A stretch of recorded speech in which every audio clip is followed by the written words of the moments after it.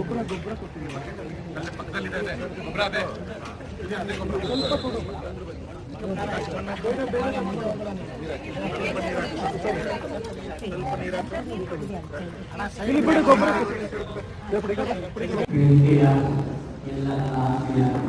ಅಧಿಕಾರಿಗಳು, ಶಾಲೆಯ ಮುಖ್ಯಸ್ಥರು, ಎಲ್ಲ ಟೀಚರ್ಸ್ ಮತ್ತು ನನ್ನ ನೆಚ್ಚಿನ ಮಕ್ಕಳಿಗೆ,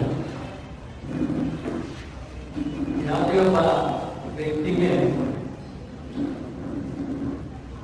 ಯಾವ ಸಂಬಂಧವನ್ನು ಕಳ್ಕೊಳ್ಳೋಕ್ಕಾಗಲ್ಲ. ಕೋವಿಡ್ ಶಾಲಾ ದಿನಗಳಲ್ಲಿ ಕಳೆದಂತ ಆ ನೆನಪು, ಆ ಭಾವನಾತ್ಮಕ ಸಂಬಂಧ ಶಿಕ್ಷಣ ಸಂಸ್ಥೆಯೊಂದಿಗೆ ಮತ್ತೆ ಅವರ ಟೀಚರ್ಸ್ ಒಂದಿಗೆ ಇಟ್ಕೊಂಡಿರ್ತಾರೋ ಕೋವಿಡ್ ಅದನ್ನು ಜೀವನದಲ್ಲಿ ಕಳ್ಕೊಳ್ಳೋ ಸಾಧ್ಯ ಇಲ್ಲ ಅಂತ ನನಗೆ ಅನಿಸುತ್ತೆ.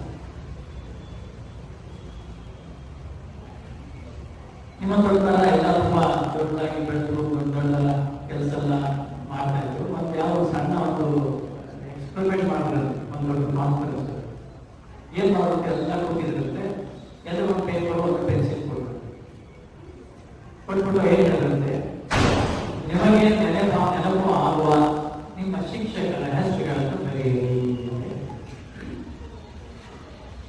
ಎಲ್ಲ ನಾವು ಪಟ ಪಟ ಪಟ ಪಟ ಬದಲು 5 ಹೆಸರು 10 ಹೆಸರು 3 ಹೆಸರು ಬಂದು ಈ ಥರ ಆಗ ಅದನ್ನ ನೋಡಿದಾಗ ಬಹುತೇಕ ಶಿಕ್ಷಕರೆಲ್ಲ ಪ್ರಾಥಮಿಕ ಹಂತ ಮತ್ತು ಪ್ರೌಢಶಾಲಾ ಹಂತದಲ್ಲಿ. ಬಹುಶಃ ನಿಮಗೂ ನಮಗೂ ಗೊತ್ತಿದೆ, ನಾನು ಕಾಲೇಜ್ ನಂತರ ಹೋದಾಗ ನಮ್ಗೆ ನೆನಪಾಗುತ್ತೆ. ಭಾವನಾತ್ಮಕ ಸಂಬಂಧ ಬರೋದು ಇರುವುದು ಬಹುಶಃ ಸಣ್ಣ ಮಕ್ಕಳಲ್ಲಿ ಆ ಶಿಕ್ಷಕರು ಮತ್ತೆ ಅವರು ಹೈಸ್ಕೂಲ್ ತನಕ ಮಾತ್ರ.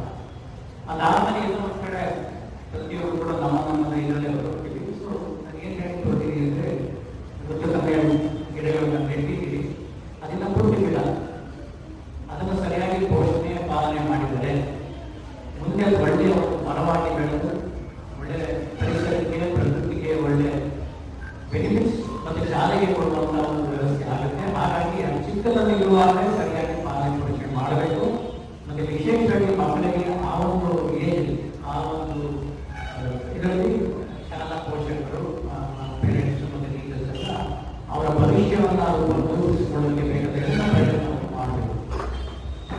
ನಾನು ಶಾಲೆಗೆ ಹೋದಾಗ ಅದೇ ರೀತಿ ಮಾಡಿಕೊಂಡು ಬಂದಿದ್ದೀನಿ. ಹಾಗಾಗಿ